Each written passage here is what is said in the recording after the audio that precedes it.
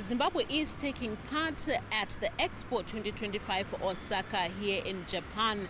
Earlier on, we managed to speak to the country's Commissioner General to the Expo, Mr. Alan Majuru, and a number of issues. We spoke about Zimbabwe's participation and the number of visitors that have been to the Zimbabwean pavilion since it started. According to Mr. Majuru, over 500,000 people have made their way to the Zimbabwean pavilion, with tourism emerging as the top product that is there at the Expo. Mr. Majuru also highlighted the key events that are lined up for this week, with the main event being the Zimbabwe National Day to be held on the 16th.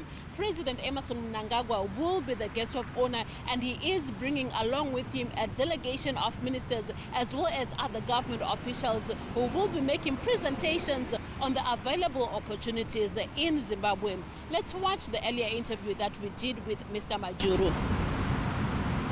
First, we had the build-up, the road to Osaka. Yeah. Now you are here in Osaka.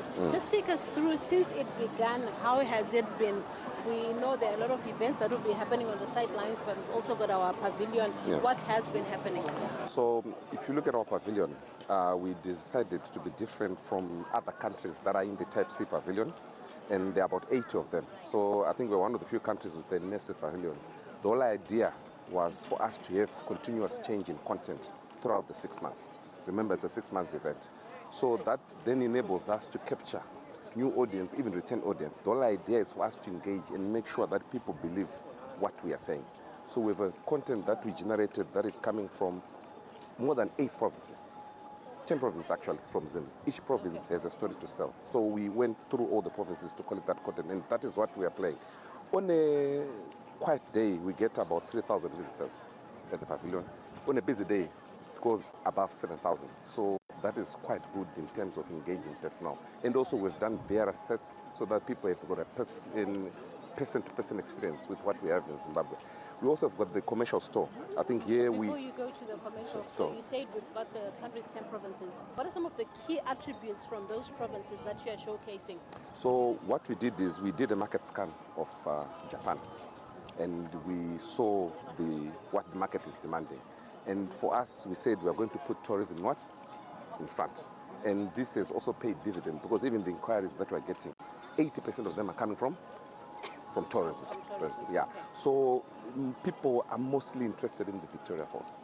The Japanese are coming and say, Victoria, Victoria. That is what they are now interested in. And from that, we are then engaging to talk about investment and trade, so that we also make sure that happens. If you are aware, exports of sesame and chili started in 2022-2023. They had stopped. So it's something that we are also trying to foster on the trade side. Where are you in terms of preparations? What should we look forward to on the National Day? So I think everything is quite at advanced stages, and everything is set. As you mentioned, His Excellency will be the guest of honor. And we are expecting from the Japanese side and other countries. Remember, this expo is not only for Japan. We've got more than 150 countries participating. So we are expecting more than 200 business people to come through. And also our diaspora here is going to be present. And we also brought in private sector companies to also come and engage with them. So the business forum is set, and it's going to be concentrating on tourism, agriculture, mining, just to mention a few. And then as a follow-up, Japanese are very interested in culture. That's why the National Day is there. There are going to be speeches, etc., but most of the time is going to be set on cultural performances. And for us, we have prepared a script called The Great Zimbabwe that will be showcasing on the National Day. And after that, I think His Excellency will take time to visit the Japanese pavilion, our pavilion, and some other pavilions from the SADC region, since he's the SADC chair, to also appreciate what they're showcasing here in Japan.